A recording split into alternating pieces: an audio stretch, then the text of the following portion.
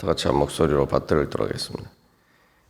그러므로 너희는 하나님이 택하사 거룩하고 사랑받는 자처럼 긍휼과 자비와 겸손과 온유와 오래 참음을 옷 입고. 아멘.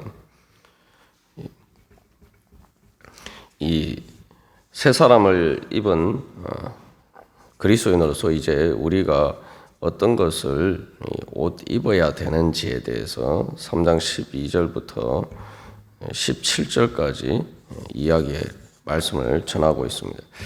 그래서 이 3장 10절에서 새 사람을 입었다. 즉 우리가 예수를 믿고 거듭나서 새 사람을 입어서 이제는 자기를 창조하신 이의 형상을 따라, 즉 하나님의 형상 예수 그리스도를 닮아서 이 지식에까지 날마다 새롭게 하심을 입는다라고 이야기하죠. 그래서 날마다 새롭게 하시는 것을 이제 입어가는 것인데, 그게 이제 그 새롭게 하심을 받아서 우리가 어떤 모습들을 갖춰 가야 되는지를 12절에서 17절까지 해서 이야기를 하고 있습니다.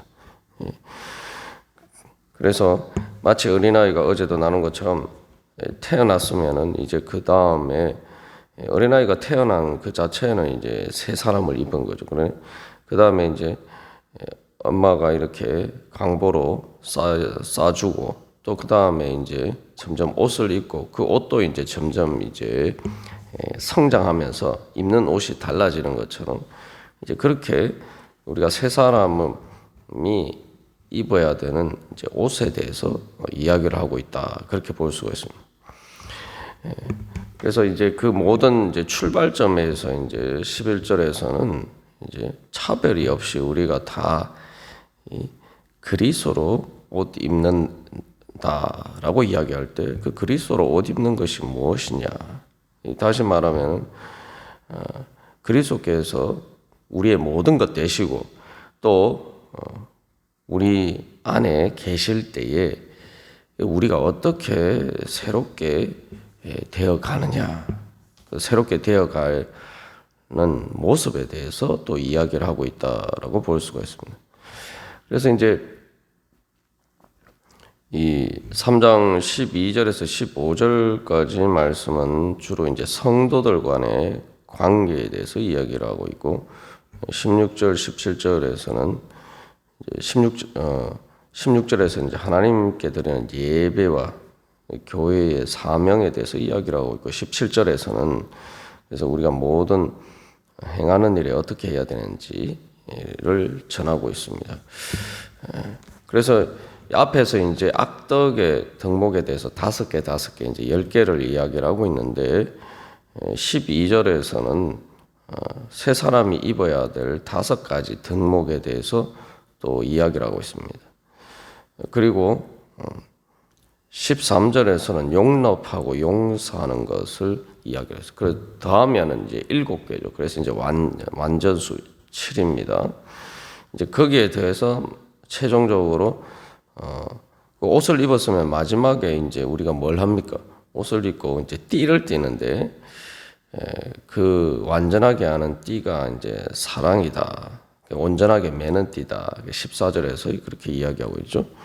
그것을 통해서 결국 15절에서는 평강을 이룬다. 그죠?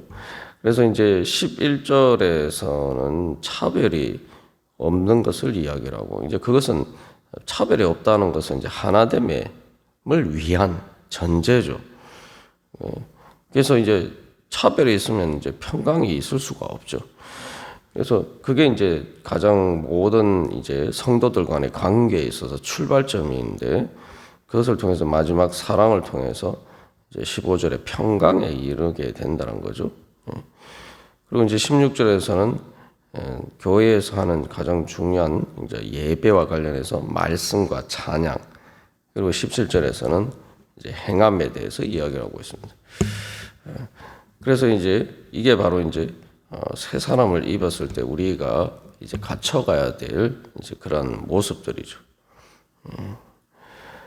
근데 이제 3장 12절에서는 이제 앞에서 이제 차별함이 없다. 또 새 사람에 대해서 이야기를 하고 있는데 또 새 사람은 날마다 새롭게 하심을 입는 성장해가는 그러한 사람이다라고 이야기하고 있는데 12절에서는 다시 한번 그 새 사람이 어떤 사람이냐에 대해서 세 가지로 이야기하고 있습니다. 즉, 새 사람은 하나님이 택하신 사람이고 거룩한 사람이고 하나님의 사랑을 받는 자다. 그렇게 이 세 가지 새 사람의 특징에 대해서 이야기를 하고 있어요. 이것은 뭐냐면은 우리가 어떻게 이 새 사람이 되어 갈 수 있느냐, 그 새 사람의 자격을 이야기하고 또한 그 새 사람이 되어 갈 수 있는 우리에게 그런 능력이 우리에게 있다라고 이야기를 하는 거예요. 그리고 또한 우리가 그렇게 새 사람이 되어야 하는 이유를 이야기하는 것이기도 합니다. 하나님이 우리를 그렇게 선택하시고 거룩하게 해주시고 또한 사랑해 주셨기 때문이다.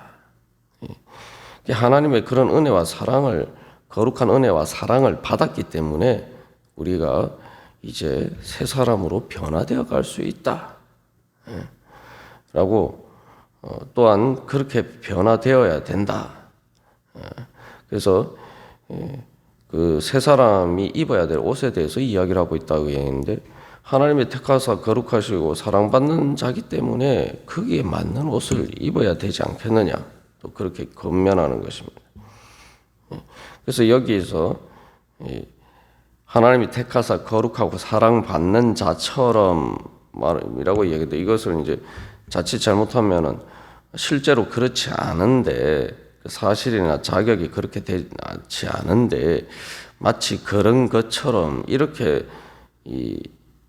해석할 수도 있습니다만, 그래서 뭐 천사들처럼 여기서 택하사 거룩하고 사랑받는 자가 성도들이 아니고 뭐 천사들이고, 그래서 그 천사들처럼 그렇게 되라 이제 이런 식으로 해석하는 일부 견해가 있지만, 여기서 이제 일반적으로 이 문맥상 볼 때 여기서 처럼이라는 말은 그런 말이 아니라 무엇으로서, 그래서 이미 우리에게 자격과 능력이 우리에게 주어져 있다는 거예요. 그래서 분리나 어떤 대상과 그런 분리되어서 그들과 우리가 다른데 우리가 그들처럼 되어야 된다 이런 게 아니라 우리가 이미 그렇게 되었기 때문에, 즉 하나님의 자녀로서 이미 우리가 거듭났고 그렇게 우리가 새롭게 태어났기 때문에 그렇게 될 수 있고 그렇게 되어야 한다라는 것을 이야기합니다. 이게 이제 내가 새 사람이면은 내가 어떤 사람이냐라는 이 정체성을 특별히 하나님과의 관계에서 분명히 가질 때에 우리가 사람들과의 관계에서, 성도들과 사람들과의 관계에서도 이 새 사람에 따라서 행할 수가 있다는 거죠. 그래서 이 세 가지 조건, 하나님이 선택하사 거룩하고 사랑받는 자다, 이게 이제 우리의 정체성이라는 사실을 우리가 분명히 깨달아 알고, 나는 이런 사람이니까 나는 이제 이렇게 그렇게 걸맞는 옷을 입어야 되지, 우리가 이렇게 생각하고 우리가 그렇게 옷 입어 가야 된다는 겁니다. 아주 쉽게 얘기를 하면은 경찰이 출근을 해서 이제 일을 하면은 제일 먼저 뭘 해야 됩니까? 경찰 제복을 입어야 되죠. 근데 경찰 제복은 아무나 입을 수가 없죠. 그 자격이 있는 사람, 그 경찰만 입을 수가 있다 이 말이죠. 그래서 경찰 제복을 입는 순간 그 사람은 실제로 이제 경찰이라는 신분이 있고 그런 자격이 있고 또 그렇게 경찰 제복을 입고 공권력을 행사할 수 있는 이제 권한을 가졌다라는 것을 그 옷을 통해서 보여주고 있죠. 우리가 이제 그것처럼 나는 하나님의, 그래서 경찰이 아침에 출근해서 자기가 이제 일을 시작하면 나는 경찰이니까 경찰 옷을 입어야 되지 하고 이제 그렇게 그 옷을 입고 그렇게 일을 하는 것처럼 우리도 나는 하나님의 택하사 거룩하고 사랑받는 자지. 그러니까 나는 거기에 걸맞는 옷을, 이런 옷을 입어야지. 우리가 그렇게 살아가야 된다는 겁니다. 그래서 이게 이제 이 세 가지 속성은 그러니까 택하심을 받았고 거룩하고 사랑받는 자다. 이 세 가지 정체성을 우리가 분명히 기억하고 나는 이런 사람이다. 하나님이 나를 이렇게 부르셨다. 이런 자격과 능력을 나에게 주셨다. 우리가 그런 믿음 가운데서 살아가야 됩니다. 그래서 여기서 믿음이라고 할 때는 그것은 아직 이루어지지 않은 일을 믿는 것이 아니라 내가 이미 그렇게 되었다라고 믿고 그렇게 살아가야 되는 우리의 성도의 정체성입니다. 그런데 이제 이 세 가지 속성을 이야기하고 있는데 하나님이 택하사 거룩하고 사랑받는 자라는 것은 주로 이제 구약 성경에서는 이스라엘 백성들을 일컫는 말이 그리고 또한 이스라엘 백성들이 그렇게 될 수 있도록 하나님이 이제 불러주셨기 때문에 사실 이스라엘 백성들이 거룩하고 진짜 하나님의 사랑을 받을 만한 그런 사람이 아니었지만 하나님이 선택하셔서 부르셨죠. 또 그런 의미에서 어쨌든 이 선택받은 하나님의 이스라엘 백성에 대한 하나님의 백성을 일컫는 말입니다.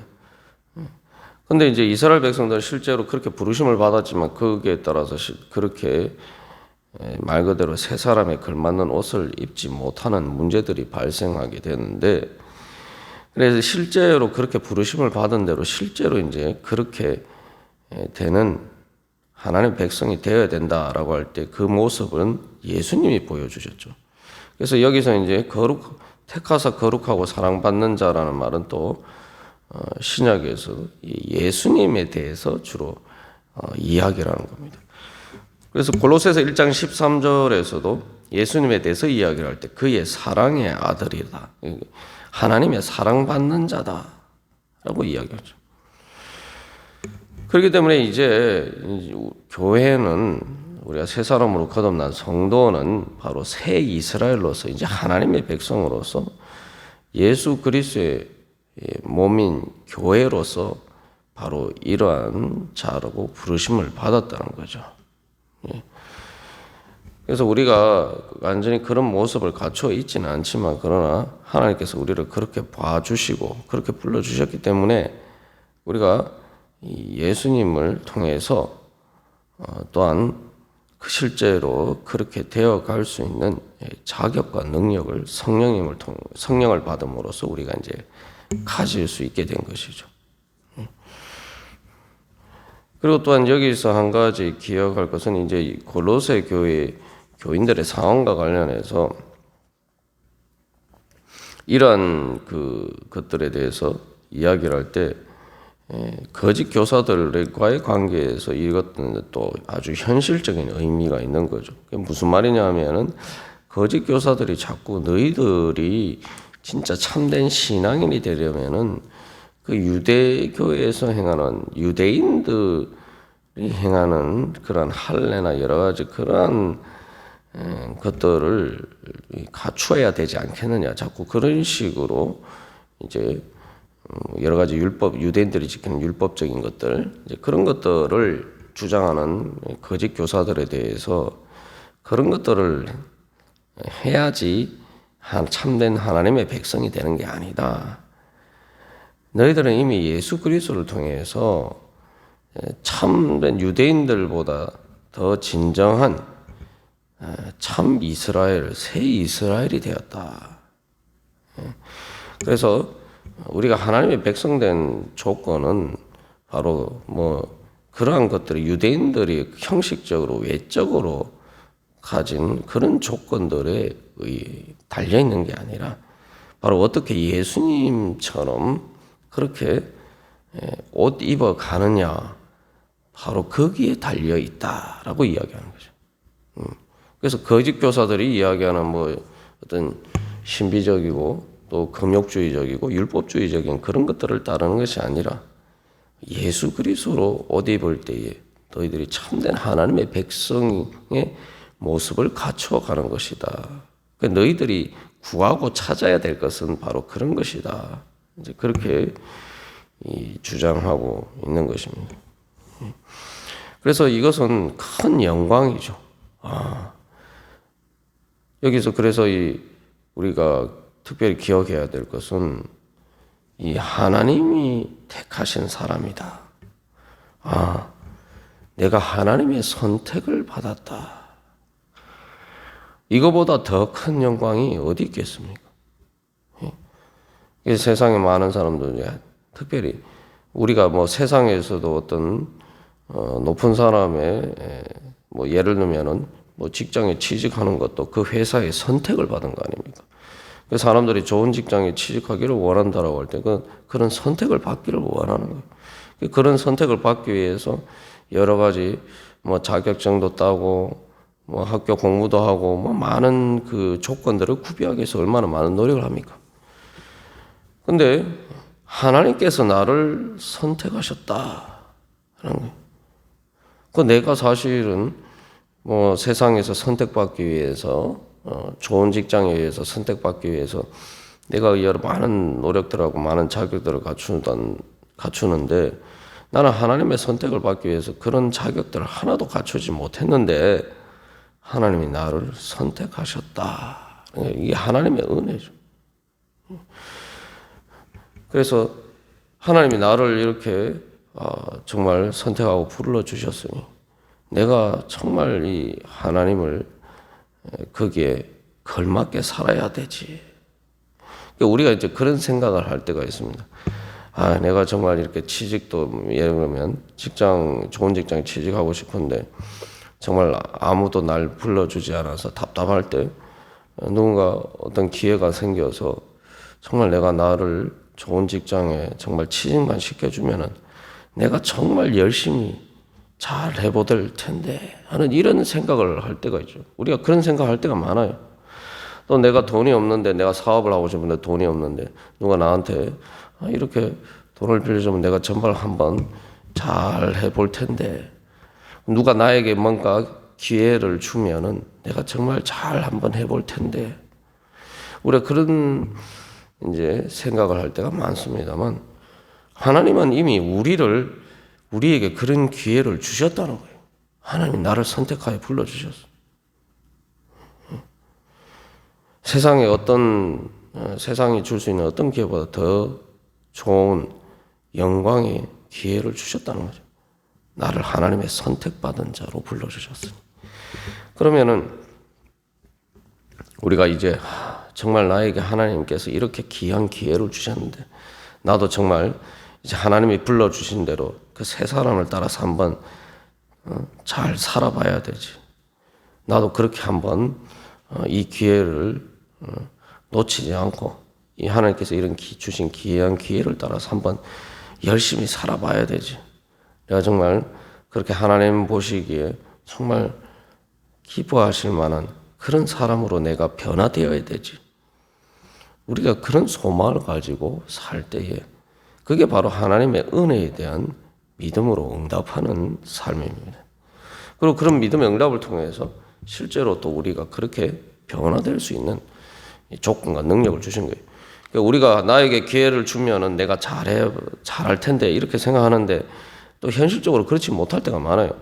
그러나 이 하나님의 선택은 그것과 다르리 하나님이 나에게 기회를 주셨고 기회만 주신 게 아니라 능력도 주셨어요.